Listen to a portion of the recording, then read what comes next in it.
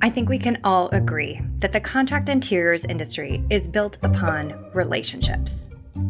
Now, last week we talked a lot about building those relationships, now virtually. When you're making large investments, you simply want to work with someone you trust. But if you've ever struggled to turn great relationships into business, you're not alone. ThinkLab spent 6 months exploring B2B business development in the new digital era. And we've used our findings to develop this season of the podcast. In each episode, you'll hear us tackle one key challenge from our research. This week, turning those relationships and networks into business and leads. 60 to 90% of our clients have made their decision before they even come talk to us. What happens when that human connection, that in-person cuts off?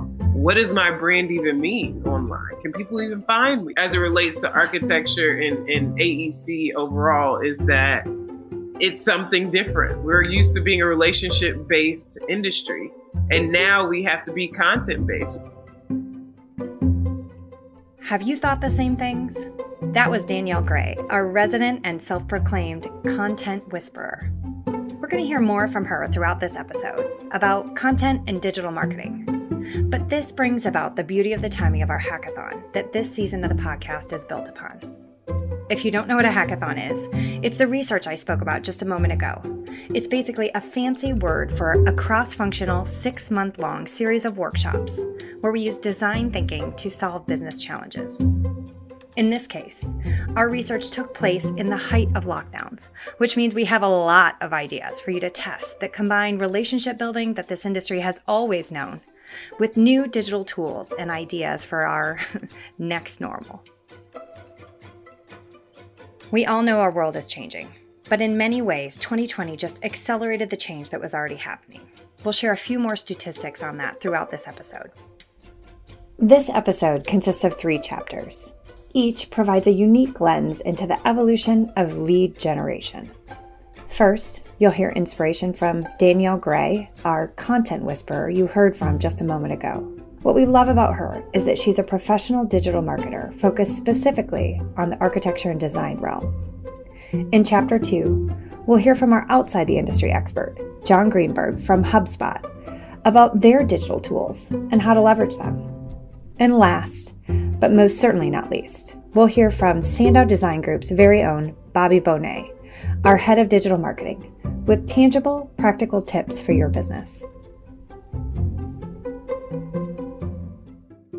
But we want to begin with our central discovery on the topic of networking right up front. Are you ready? Here it is. One of the reasons that brands struggle in the digital era is that they're not differentiated enough. This digital world is a flattener, and we've got to get used to that. This means the story about what makes our brand unique has to be clearer, more concise and succinct than ever, and reinforced in the physical and digital or online world. Welcome to Season 2 of Design Nerds Anonymous, the podcast that sparks curiosity at the intersection of business and design.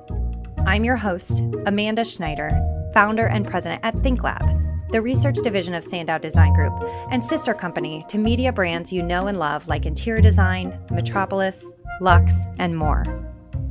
At ThinkLab, our passion is sharing inspiration for your business, fuel for your design process, and connections with people and ideas for positive disruption. So, thanks for listening. We're glad you're here. Let's dive into Chapter 1. Our first interviewee and assistant to setting up this challenge is Danielle Gray, founder and chief content strategist at DG Marketing Company. Marketing can either be a Band-Aid or a vitamin. I'm trying to fix I need to sell things that help.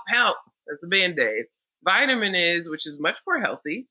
Good marketing can only bring good success to you. It's not a cost. It's an investment. It's supposed to be a conversation. Marketing should not feel robotic. And I think that sometimes it can be viewed that way. So from there, content whisper, fast forward, I realized how I need to I have a couple of them, Timmy Too Busy and Care or Don't Care. There's all these different personas, right, that I was creating because I was realizing, okay, I can't approach Timmy Too Busy with my whole plan. I have to tell Timmy Too Busy what I need and why we're doing it. Kara don't care, doesn't care. So how do I make her see that it relates to her job in some way? So, and turns out it's a lot of people struggling with that, because in the technical fields, in design fields, and all those different types of fields where marketing people don't really understand, I realize that there's a way we can both kind of live or collaborate, which is the experts understanding what we're trying to do and the marketers understanding more about what they're doing. So it really creates genuine content. All that to say, Content Whisperer was born because I feel like I can get content from some of the most difficult personalities because it's necessary for us to create really good content that the customer, the client actually wants. Typically, it looks like, okay, all the people that I know, I'm going to network and I'm going to talk to them, and I'm going to go to a networking event, and then I'm going to go to a conference, and that's how I'm going to get the business. Well, things have changed, right? According to a new McKinsey global survey of executives, their companies have accelerated the digitization of their customer and supply chain interactions of their internal operations by 3 to 4 years. And the share of digital or digitally enabled products in their portfolios has accelerated by a shocking 7 years. Now, we feel that our beloved interiors industry will likely follow suit. But how will our relationship and traditionally in-person driven sales process evolve in response? 60 to 90% of our clients are already have made their decision before they even come talk to us. You want to know why? There's Google. I don't have to come to you and ask you. In fact, for our listeners on the product side, in a recent ThinkLab survey, 95% of specifiers start their search online before ever engaging a rep. But Danielle's audience is you, architecture and design firms. So listen on. So what we find ourselves in, especially in the architecture design space, is that you're doing all these proposals and we're just spinning our wheels. So what if we were in the conversation before we even knew we were in the conversation? We know that people are going online, especially now. People are looking at their computer almost every day. So what can we do? And that's where I really talk about the 7 touches. That 60 to 90% of our clients are already have made their decision before they even come talk to us. You want to know why? There's Google. I don't have to come to you and ask you. So what we find ourselves in, especially in the architecture design space, is that you're doing all these proposals and we're just spinning our wheels. We know that people are going online, especially now. People are looking at their computer almost every day. So what can we do? And that's where I really talk about the 7 touches. A lot of firms in this industry have been like, we're the greatest. This is why. Come see us. And it's like, okay, but what can you help me with?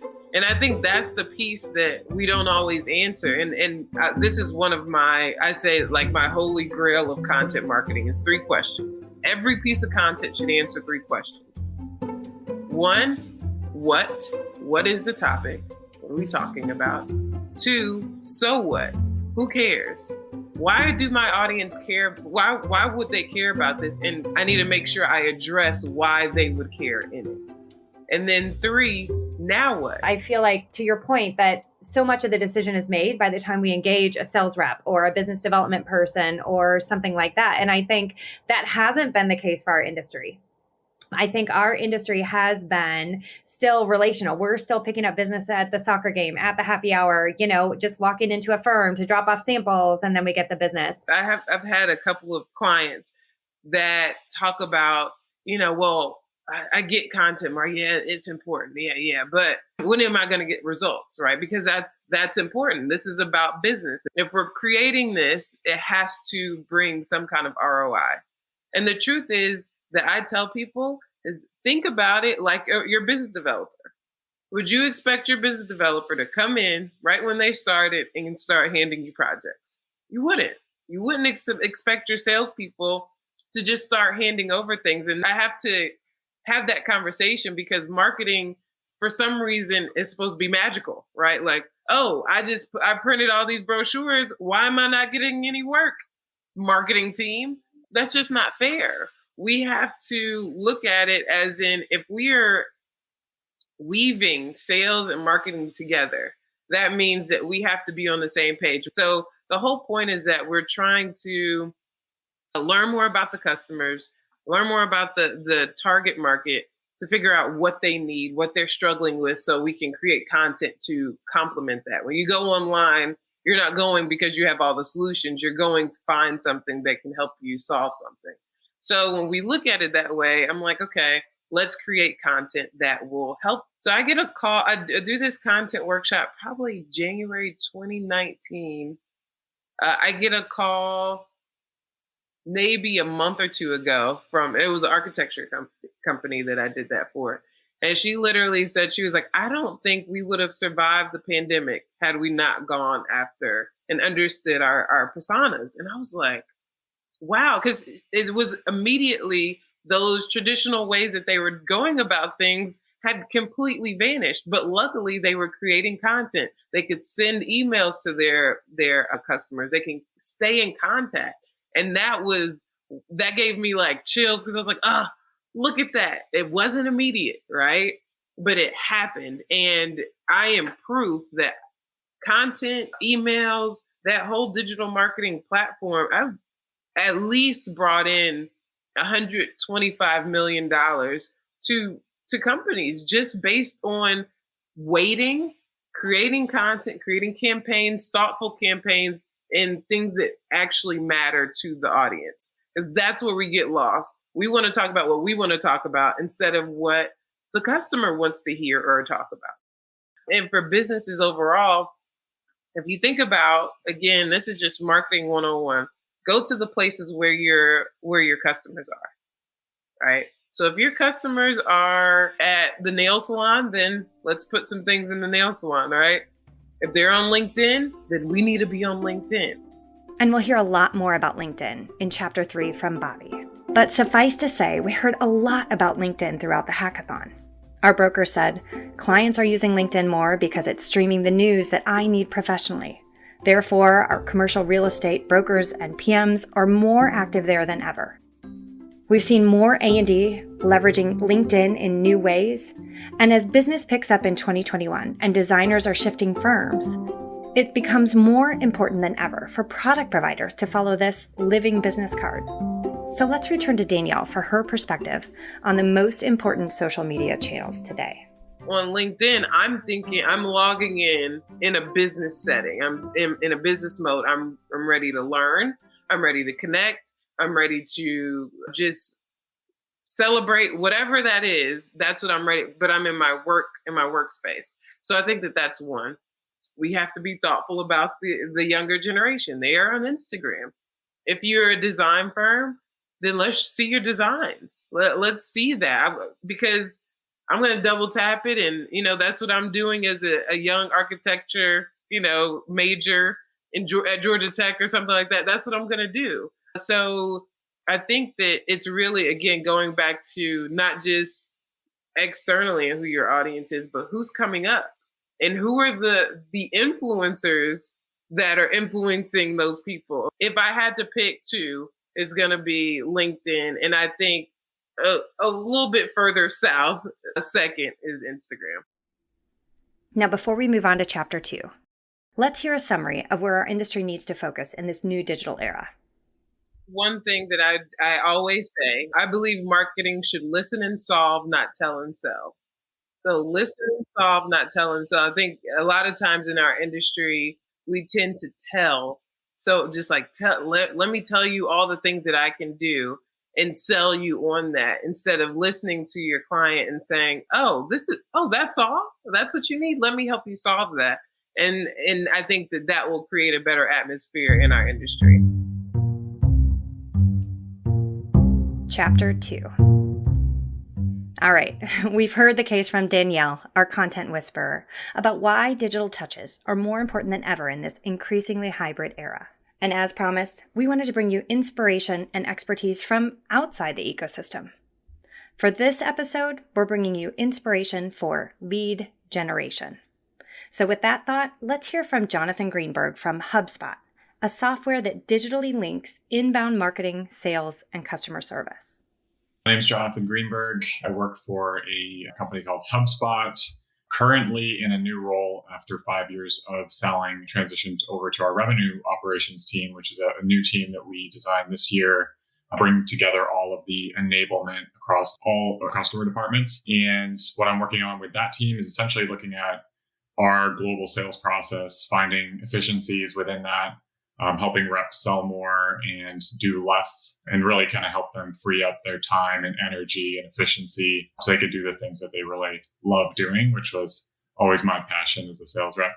Now, I want to be sure we really emphasize that for all of you business development and sales folks listening. Software that can help reps sell more, do less, and refocus on the things that they love doing. HubSpot plays in a really crowded field. And as somebody who was actually kind of newer to the technology space when I started here 5 years ago, there's a lot of buzzwords that get thrown around. So I'll say a first few and then kind of get into what they are. But HubSpot technically officially is a customer relationship platform for scaling businesses. And what that means, I think the word platform there is kind of where it becomes confusing. When we think about the customer experience end to end, from the first time you would talk to somebody or engage with them or their brand, all the way to that person being a repeat client, there's so many different touch points along the way. And when I came in learning traditional sales, it was, you have a lead that turns into a promoter, a lead to a customer to a promoter. And the reality is that experience really isn't linear. So what HubSpot really helps do is all of those different touch points along the way, whether it's interaction from a salesperson, the marketing team engaging with them, the customer success team taking over an account, all of those different interactions, we really help manage that in a super efficient and streamlined way. And the end goal is make that experience really, really, really impactful, personal, and trust building for the customer. So we can continue to retain customers, not just because we have a great product or service, but actually because we created a great experience to help them get from point A to point B. It's interesting because what he's suggesting is that software can help you build that experience in new ways. And although digital, you'll hear in a moment how that experience can lead to trust.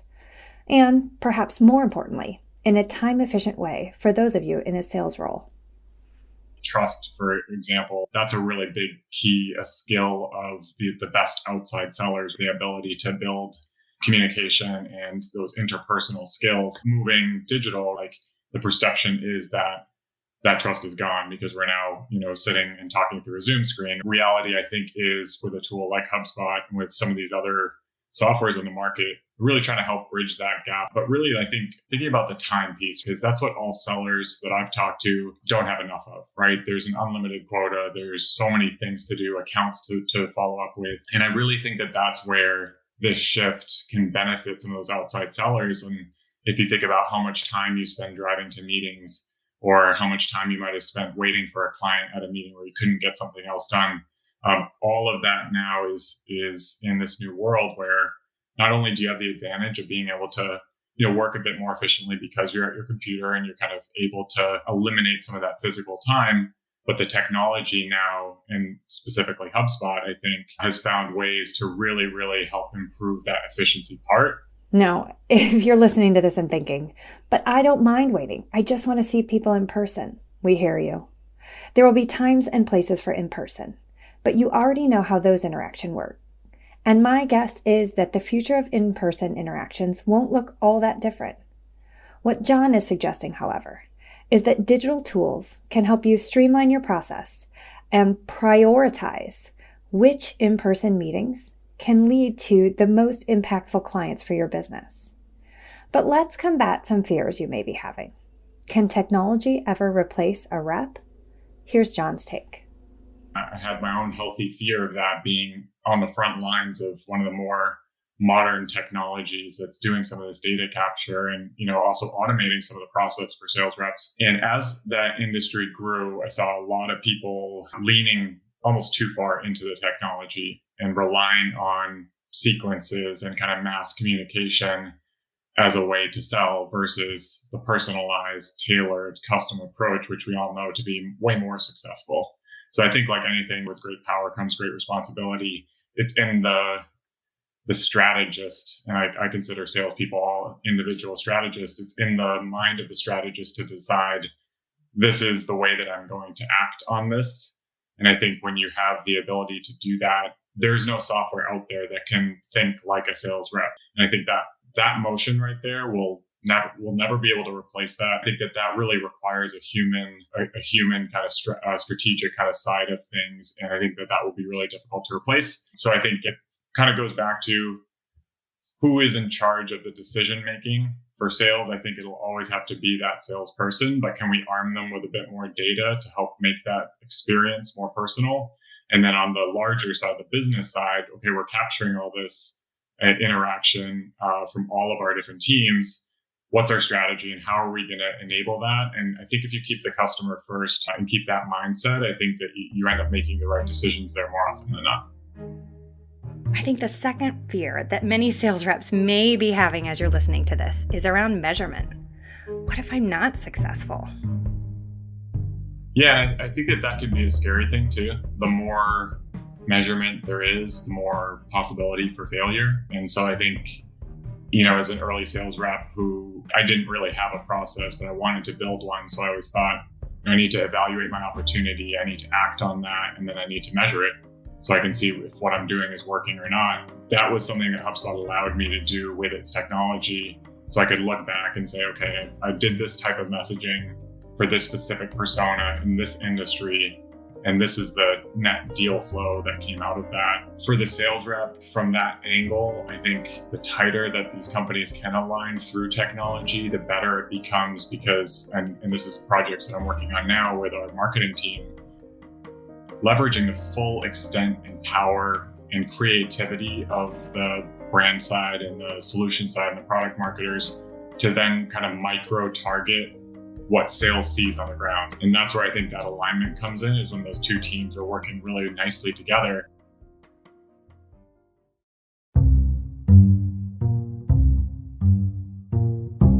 Chapter 3.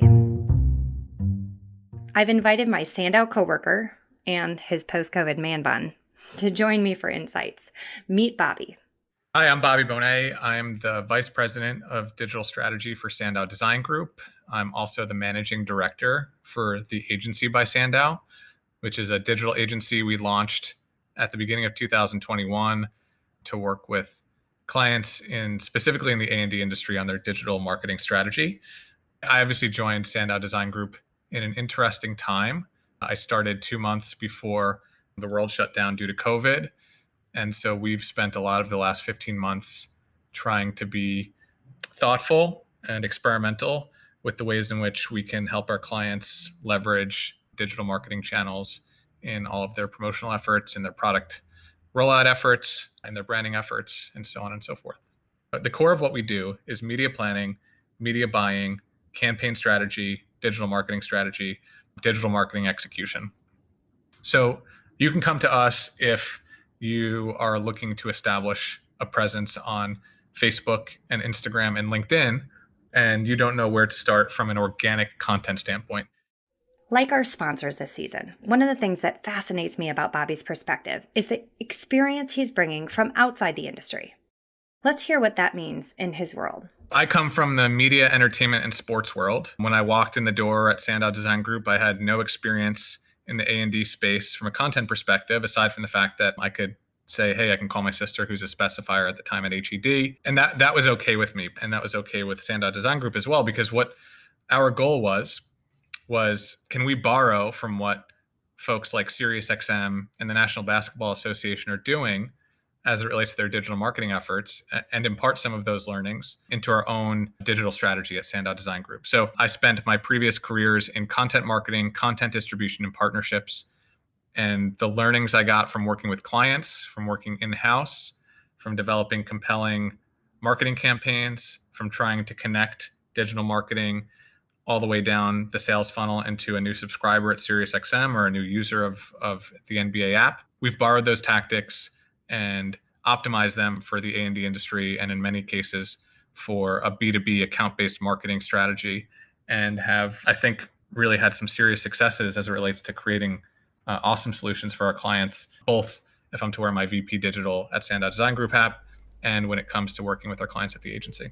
Now, if you've heard any of my public speaking engagements over the past decade, you know that ThinkLab has been tracking the influence of B2C on the B2B buying experience for a while. Or, if you aren't familiar with those terms, put simply, as our buying experience as consumers get increasingly frictionless, we expect the same at work, and that's B2B or business to business. But as we've all experienced the forced and extreme remote/digital experience in the last year, much of this has been accelerated by 2020. Let's hear Bobby's advice for us about how 2020 has accelerated how we should be thinking about digitization within the design industry.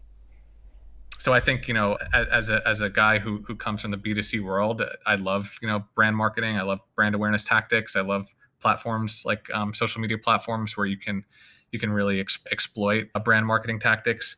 And I think being aggressive and embracing those tactics is something that is increasingly important in this hybrid environment, in this digital first environment where like you roll out of bed and you're in your quote unquote office 5 seconds later. What I'm seeing and what I'm hearing is that folks really want to escape from work. But they're also, when they're trying to escape from work, they can't stop thinking about work. So I go on Instagram and my Instagram feed is filled with other brands in this space, other clients in this space. So when I intended maybe to go ahead and scroll through Reels for half an hour, I'm still seeing brand messaging. And I don't think I'm alone in that fact. In fact, when we've run focus groups with designers, we hear how important Pinterest and Instagram are in their process of drawing inspiration for a project. So classically, an Instagram campaign or a Pinterest campaign would be a B2C tactic. But if we can be really tactical with how we're leveraging our owned lists and take advantage of the incredible targeting capabilities of platforms like Facebook and Instagram and Pinterest, and message people when they are in that moment of escapism, that's really the best place to get in front of somebody with your brand marketing, because you're winding up in their feed in context. You know who you're talking to at a high level, and keeping your brand front and center right now is so important because we really don't know where each other is in this world. And the other type of targeting is targeting, I think, that we think about when we classically think about targeting. So now, if you don't have well-organized lists in your own CRM as a manufacturer right now, you're playing from behind. Not to say that the world's over, but you have to start thinking about it. From a target, what's striking is you might talk to one manufacturer who has a well-organized list of 20,000 people in the industry, and you might talk to another manufacturer who has 50 people on an unorganized list. And that chasm will make the person with 50 contacts feel like they're playing from behind. But now is the right time to start to build out a smart inbound marketing strategy, a smart sales marketing strategy, so you can grow that list and eventually leverage these platforms that we're spending hours a day on as a society. And that should be highly motivating to anyone listening. Whether you're a professional marketer or perhaps someone just trying to do great business development, in this new accessible world, if you've got something to say and something that people want to hear, you can leverage these platforms to grow your own personal brand. But let's refocus on the core of what our beloved industry looks for from a brand: the story. I'll go back to my sister. She's always my focus group of one, and I'll be out to dinner with her and her husband, who's an architect, or her friends who are in the design industry. And I tend to be struck by the fact that the story behind a brand oftentimes is as important to her and to her colleagues as the quality of the product, for example. And as somebody who didn't have a familiarity with the A&D industry prior to joining Sandow Design Group, I might have gone to, the quality of a chair is gonna be the most important thing that goes into a conference room project at an office. But the association with the brand, the familiarity with what is important to the brand, the way in which the brand is handling hiring, the way in which the brand talks about sustainability, all of these, different tenets are so important, I think, at this point for especially emerging designers. When we're working with manufacturers, whether it's with Sandow Design Group's media brands or whether it's with the agency by Sandow, one of the first questions we ask is, what's the story you're trying to tell here? Not what's the product you're releasing, not what's your key business objective for the third quarter. It is what makes your brand unique. Are you made in America? Are you focused on a sustainability initiative? Are you in a particularly philanthropic position right now? Is diversity and inclusion hyper important to you? Because those stories are what's resonating, and those stories are what the types of stories that are getting shared on these platforms. And that's building that super positive brand affinity. It's the same thing that business to consumer B2C brands do. From my past lives is they don't focus on, SiriusXM doesn't necessarily focus on the type of music they play, because you can get music from Spotify or Pandora or SiriusXM or the radio. SiriusXM used to talk about the DJs who hosted their shows and why they curated music a particular way for a particular audience. And I think it's the same way, it's the same mindset we should have in a B2B space, which is what will make your brand stand out and make a designer, make a specifier feel compelled to bring your brand up at dinner with their specifier designer friends. And it's probably not going to be because of your product at the end of the day. That type of conversation is going to come up because of what's important to your brand. You heard me say in the beginning of this episode, the digital world is a flattener. And while yes, this means that your brand message must be clearer than ever, as you're put at parity in this digital realm amongst your peers, there are also very interesting implications as to the opportunity that this newly flattened world creates for individuals that have ambition. So if you're one of those ambitious individuals that's listening in, listen on. Platforms like LinkedIn or our favorite platform, Amanda, Clubhouse, if you're an early adopter and you're somebody you don't even have to be outgoing, but you're somebody who's willing to put the time in to make yourself an influencer, to post regular updates on LinkedIn, to post an interesting video, to post an anecdote of something you heard in the virtual office, or to stand up a new Clubhouse event. Most people, right, the 90 or 95 or 98% of people are leveraging these platforms as viewers. I'm not even somebody who really posts on LinkedIn, but I'll go around and like posts and read posts and share posts all the time.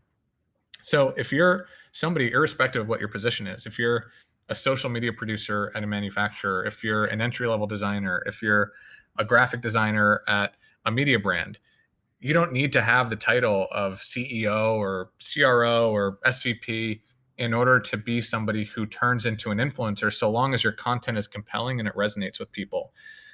Now as we turn to these platforms more and more to get inspiration at a professional level, and now, as we're looking for these routes for escapism and trying to get away from Zoom and get away from our email for a moment, the opportunity is there to be the type of person who says, I'm not just going to like posts, I'm not just going to share posts, I'm going to put something up today and maybe it'll resonate. And if I put something up today and then 3 days from now and then 7 days from now, folks might start to seek out what I'm sharing, share it themselves. But Bobby warns us to be selective about what platforms to use if we're tackling personal brand building on social media. Some are simply easier than others. As I mentioned previously, one specific platform that came up a ton in our hackathon research was LinkedIn.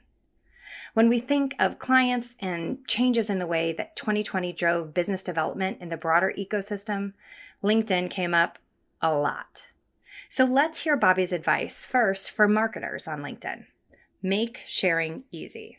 Is a platform that's going to continue to emerge as a place that marketers want to spend money. I'm trying to figure out what content as a marketer I should share with my sales force that they can then post to Instagram to drive engagement and awareness. But perhaps even more importantly, as we tackle this personal brand building, here's Bobby's advice for salespeople. If you're not over-equipped with visual resources, LinkedIn can be a great place to focus. It pains me to say it, but I don't think designers are seeking out salespeople to follow on Instagram. I think they're seeking out brands and manufacturers, perhaps, and accounts with that share inspiring creative to follow. They're not seeking out sales folks, because Instagram's a really hard platform to get right, because you need to get your creative right and you need to get your creative messaging right. If you're to focus on a platform, if you're to focus on a social media platform as a sales rep at a manufacturer, the platform I definitely focus on is LinkedIn, because you don't need beautiful creative resources. Like you can share a personal anecdote, you can share something at a much higher level, and you're dealing with a lot less noise, a lot less competition and noise, because the people you follow on LinkedIn are your professional colleagues. You're not following a music artist and a sports team and a design inspiration account on the account-based marketing side. So LinkedIn allows you to target at an account level And if you are in the type of business where you're able to tolerate a really high cost per acquisition, or you're trying to nurture a very valuable lead, or there's a very narrow cohort of individuals that you're looking to add to your sales funnel, that you're looking to add to your sales lists, LinkedIn does enable you to do that, job-based targeting, let's say.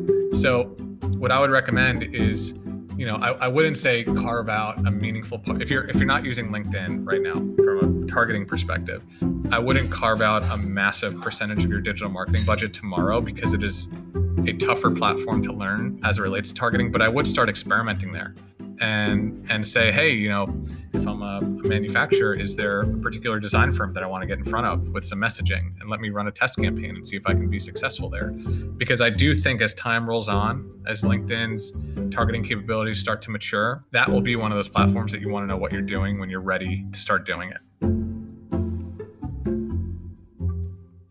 As we close out episode 2, I want to again thank our season 2 sponsors, Mannington Commercial and Kielhauer.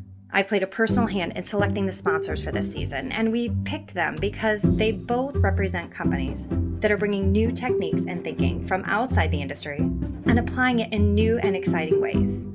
You'll hear much more from them in the next episode 3 this season. But for now, let's hear from Amanda Darley, Marketing Director for Mannington Commercial, about her key takeaways from this episode.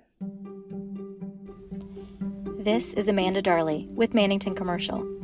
Having participated in the recent hackathon, we've had a front row seat watching Amanda Schneider and the ThinkLab team pull this industry research together. It has been so helpful and actionable for our team, and it's great to hear more of the research insights with this podcast. And on this episode of Design Nerds Anonymous, we heard from Danielle Gray, the content whisperer. I was excited to hear her experience with content and how it confirms that Mannington's on the right path. We also heard from HubSpot's John Greenberg. His perspective on sales as strategists was a great reminder that relationships are vital. The tools should simply enhance it. And finally, we heard from Bobby Bonett from the Sandow Design Group, who brings his insight from outside the industry to help give tangible steps and areas to focus on in our digital marketing strategies. So, my big takeaways from this episode are: the digital world is a flattener. Today, you're in the conversation before you know it. Digital tools can help reps sell more, do less, though it may not feel that way at the start. Sales reps as strategists in this new phygital world. And if you don't have a robust marketing department to get the visuals right, focus on LinkedIn. These ideas reinforce what we heard during the hackathon. It's encouraging to know it's never too late to start with digital. There is still room at the table as we focus our content to bring the right people together, online and in person. It feels like everything we know about networking applies here, how we can be thoughtful online, using tools just to aid in that process. Thanks for the great episode, Amanda. Until next time. And we hope you'll join us for next week's episode as we dive into the phygital journey. Haven't heard that word? It's where the digital world and physical world meet. Get it now? To create an immersive client experience. Want to see an example of lead generation in action? Head to our blog at thinklab.design, where you can subscribe to our newsletter and stay in the know when it comes to big thinking happening in the design industry. Our team is continually bringing you the latest expert tips and opportunity-driving insights. It's the perfect reading material while you wait for the next episode to drop. Special thanks in this episode to Hannah Vitti, our audio intern from last season, now turned producer for all Sandow sister company podcasts, including The Mic from NYC by Design and brand new Deep Green from Metropolis. And also a special thanks to Blue Dot Sessions for the music.